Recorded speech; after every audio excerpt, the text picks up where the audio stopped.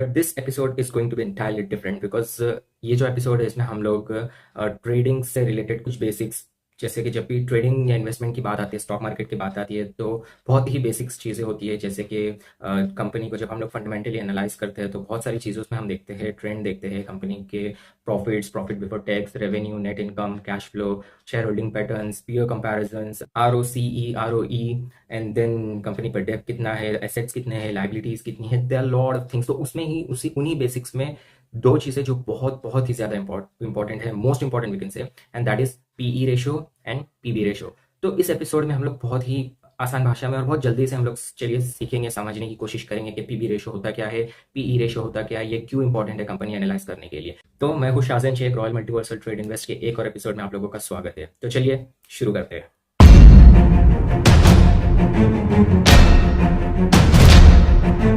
Video में आगे बढ़ने से पहले अगर आप लोगों ने चैनल को अब तक सब्सक्राइब नहीं किया है तो जाकर सब्सक्राइब कीजिए, बिकॉज इसी तरह finance, market and career, business से रिलेटेड और भी कई सारी चीज़ें, stock market, crypto currency market के बारे में जानने, सीखने और समझने के लिए अभी चैनल को सब्सक्राइब कीजिए, बेल आइकन प्रेस कीजिए। तो सबसे पहले हम लोग बात करेंगे पीई रेशो की। There is a huge difference between PB ratio and PE ratio. तो हम लोग अभी बात करेंगे पीई रेशियो की। पीई रेशियो क्या होता है? कंपनी को जब हम लोग फंडामेंटली एनालाइज करते हैं तो वहां पर पीई रेशियो भी हम लोग को देखना पड़ता है। It is most important thing. So बहुत ही ईजी लैंग्वेज में अगर हम बात करें तो पीई रेशियो का मतलब होता है कि 1 रुपया अर्न करने के लिए हम लोग कितना रुपया इन्वेस्ट कर रहे हैं या कितना रुपया पे कर रहे हैं। ठीक है, तो सपोज इफ कंपनी का पीई रेशियो 10 है तो मतलब हम लोग 1 रुपया अर्न करने के लिए, 1 रुपया कमाने के लिए 10 रुपए पे कर रहे हैं। ठीक है, वेरी सिंपल, वेरी इजी। तो पीई रेशियो का फॉर्मूला क्या है? कंपनी का जो शेयर प्राइस होता है, price per share divided by earning per share. तो price per share divided by EPS is equals to PE ratio. तो अगर हम लोग प्राइस पर शेयर को अर्निंग पर शेयर से डिवाइड करेंगे तो हम लोग को पीई रेशियो मिल जाएगा। मिसाल के तौर पे अगर किसी कंपनी का शेयर प्राइस 50 रुपये, ठीक है, और उसका अर्निंग पर शेयर 5 रुपये, तो अगर हम लोग 50 को 5 से डिवाइड करेंगे तो आंसर आएगा 10। तो पी रेशियो निकल कर आता है 10। तो इसका मतलब होता है कि इन्वेस्टर जो है वो 10 रुपया पे कर रहे हैं 1 रुपया अर्निंग करने के लिए, 1 रुपया अर्न करने के लिए। So this is PE ratio. PE ratio, price to earning ratio, is very simple. अक्सर माना जाता है कि प्राइस टू अर्निंग रेशियो जितना कम हो, 1 से 10 के बीच में हो, 1 से 12, 10 के बीच में हो तो कंपनी अच्छी है, और अगर 25 से ऊपर हो, 25-30 हो, 20 से ऊपर हो तो वो कंपनी हाई वैल्यूड है, ओवर वैल्यूड है वी कैन से। तो ऐसा नहीं है। ऐसा लोग बोलते हैं कि हाई पी रेशियो पर इन्वेस्ट ना करें, बट ऐसा नहीं होता है। आई सजेस्ट यू के यू डू पीयर कंपैरिजन। जो कंपनी सेम इंडस्ट्रीज की है, जैसे कि स्टील कंपनी है तो स्टील के ही इंडस्ट्रीज से जितनी भी कंपनीज है सबको आप एक दूसरे से कंपेयर करो। अगर सबका सेल्स ग्रोथ अच्छा है, सब प्रॉफिट मेकिंग कंपनीज है, तो उनके पी रेशियोज क्या है? तो इंडस्ट्री वाइज होता है कि कई कंपनीज है जो एक इंडस्ट्रीज की और सबके पी रेशियो 50 से ज्यादा है। तो ऐसा नहीं है कि अगर 50 से ज़्यादा है तो फिर वो कंपनी इज़ ओवर वैल्यूड है और हमें उसमें इन्वेस्ट नहीं करना चाहिए। ऐसा नहीं होता है। तो अगर आप एक इंडस्ट्रीज़ की, मीडिया इंडस्ट्रीज़ हो गई या फिर स्टील इंडस्ट्री हो गई या फिर ऐसी बहुत सारी इंडस्ट्रीज़ है, एफएमसीजी, तो अगर आप एक ही इंडस्ट्री के डिफरेंट कंपनीज, 6-7 कंपनीज को अगर कंपेयर करते हो, सबका अगर प्रॉफिट वगैरह, नेट इनकम कितना है, रेवेन्यू कितना जनरेट कर रही है, सेल्स ग्रोथ है या नहीं, अगर सब कंपनीज का बराबर है एंड पीई रेशियो अगर सबका 50 से ऊपर है, तो फिर किसी कंपनी का 50 से ऊपर, किसी का 55 होगा, किसी का 60 होगा, 65 होगा, 70 होगा, तो उसमें आप देखिए कि कौन सी कंपनी का पीई रेशियो सबसे कम है। नो मैटर अगर वो 50-30 से ज्यादा है, नो मैटर। तो ऐसा लोग बोलते हैं कि 30 से ज्यादा हो या 30 हो तो हाईली वैल्यूड है कंपनी, ओवर वैल्यूड है, तो ऐसा नहीं होता है। Depends on the comparison. Industry wise PE ratios change होते ही रहते हैं।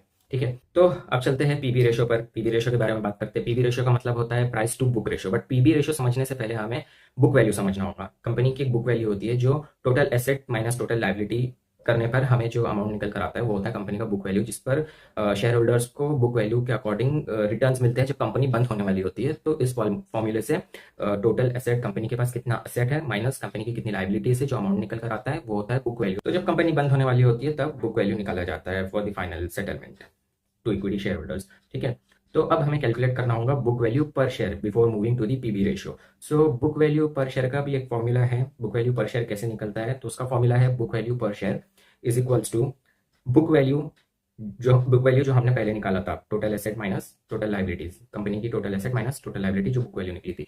तो बुक वैल्यू पर शेयर का जो फॉर्मूला है वो है book value divided by total number of shares. Company के टोटल कितने शेयर्स हैं, तो book value divided by total number of shares is equal to book value per share हमें मालूम पड़ जाएगा। ठीक है, तो बुक वैल्यू पर शेयर जब हमें मालूम पड़ जाएगा तो फिर हम कैलकुलेट कर पाएंगे book price to book ratio, PB ratio, जिसके बारे में हम बात कर रहे हैं। तो पीबी रेशियो बहुत ही ज़्यादा highly useful to analyse good under valued stocks. जो स्टॉक्स अंडर वैल्यूड है, जो सस्ते में हम लोग खरीद सकते हैं, इंट्रिंसिक वैल्यू से उनका जो शेयर प्राइस है वो कम है, जो हमें डिस्काउंट में मिल रहे हैं, मतलब यही इन्वेस्टर सबसे ज़्यादा बुक वैल्यू पर फोकस करते हैं, सॉरी पीबी रेशियो पर फोकस करते हैं जब वो किसी कंपनी में इन्वेस्ट करते हैं। Not trading, I am not talking about trading here, we are talking about only investment. Investment के लिए बहुत ज़्यादा कंपनी को एनालाइज करना पड़ता है, तो तब जाकर कंपनी का पीबी रेशियो देखा जाता है कि कोई स्टॉक हमें सस्ते में मिल रहा है, कोई स्टॉक अंडर वैल्यूड है या नहीं, तो उसके लिए पीबी रेशियो।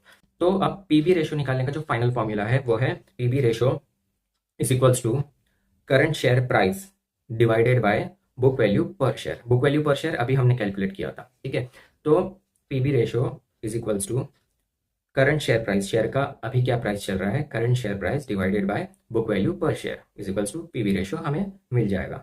तो अक्सर ऐसा माना जाता है कि पीबी रेशियो अगर 1 से कम है तो कंपनी अंडर वैल्यूड है, हमें उसमें इन्वेस्ट करना चाहिए, it is good. But after analysing other fundamentals too, जो कि मैंने बताया, कंपनी ग्रो कर रही है नहीं, सेल्स ग्रोथ है या नहीं, ऑल दिस थिंग्स, तो अगर उसका पीबी रेशियो 1 से कम है तो वो अंडर वैल्यूड स्टॉक है, और 1 से ज़्यादा है, 2, 3, 4, तो वो ओवर वैल्यूड है, ऐसा माना जाता है। तो बेटर है कि हम एक के अंडर जो है, जिसका पीबी रेशियो 1 से कम है, उसी में इन्वेस्ट करें। अब ये जो इतने सारे मैंने फॉर्मूलाज बताया जो कि पीबी रेशियो कैलकुलेट करने के लिए था, then book value per share, book value calculate करने का, PE ratio, price to earning ratio calculate, अब इतने सारे फॉर्मूले याद रखना it's quite difficult for you people and for most of the people. तो ये सब याद रखने की वैसे भी कोई ज़रूरत नहीं है, आजकल तो सब कुछ मिल ही जाता है वेबसाइट्स पे। तो अगर हम स्टॉक एनालाइज करने के लिए टिकर टेप यूज़ करते हैं या फिर हम स्क्रीनर यूज़ करते हैं, तो वहीं पर हमें पीबी रेशियो भी मिल जाता है, पीई रेशियो भी मिल जाता है, या फिर एनएससी की साइट पर मिल जाता है, बीएससी की साइट पर किसी भी कंपनी का पीई रेशियो, पीबी रेशियो, या जितने भी चीज़ें हैं, return on equity, return on capital, equities, debt, EPS, everything हम लोग को मिल जाता है। तो कैलकुलेट करने की कोई ज़रूरत नहीं है, तो बस मैं एक बेसिक चीज़ है बल्कि आप लोगों को समझा रहा था। तो कैलकुलेट करने की ज़रूरत नहीं है, सब कुछ ईजिली मिल ही जाता है, तो वहाँ से आप लोग चेक कर सकते हो। टिकर टेप जो कि मैं पर्सनली यूज़ करता हूँ स्टॉक एनालाइज करने के लिए, it is very good, and screener also, it is very easy for for new people जिनको थोड़ा सा टिकर टेप का इंटरफेस डिफिकल्ट लगेगा, तो screener is good for them. तो screener is also good to analyse fundamentally. So आगे के एपिसोड्स में वैसे भी हम लोग और भी ज़्यादा बात करेंगे, और भी ज़्यादा सीखेंगे आसान सरल भाषा में, और टिकर टेप एंड स्क्रीनर्स दोनों पर हम लोग किस तरह से फंडामेंटली स्टॉक्स को एनालाइज करते हैं, वो सारी चीज़ें डिटेल में सीखेंगे भी आगे चलकर। एंड अगर आप लोगों ने अब तक के demat and trading account open नहीं किया है तो अभी जाकर ओपन कीजिए, लिंक डिस्क्रिप्शन बॉक्स में, बिल्कुल फ्री ऑफ कॉस्ट। आप एंजल ब्रोकिंग, जो कि मेरा फेवरेट है, उस पर आप ओपन कर सकते हो डीमैट एंड ट्रेडिंग अकाउंट। बहुत ही सिंपल है, 10-15 मिनट में आप लोग ओपन कर सकते हो फ्री ऑफ कॉस्ट। आप स्टॉक से फ्री ऑफ कॉस्ट आप उस पर भी अकाउंट ओपन कर सकते हो। आप stock is also very easy to use, interface उसका भी बहुत ईजी है। तो जाकर अकाउंट ओपन कीजिए, फ्री ऑफ कॉस्ट है, और आज ही से ट्रेडिंग एंड इन्वेस्टमेंट स्टार्ट कीजिए। तो hope PB ratio and PE ratio दोनों आपको समझ में आ गया होंगे। आगे चल के हम लोग और भी नई नई चीज़ों के बारे में बात करेंगे, और हमारी जो पेंडिंग बिजनेस सीरीज है उसको भी कंटिन्यू करेंगे आने वाले एपिसोड में, और एक और नए बिजनेस के बारे में बात करेंगे। तो तब तक के लिए टेक केयर, बाय बाय।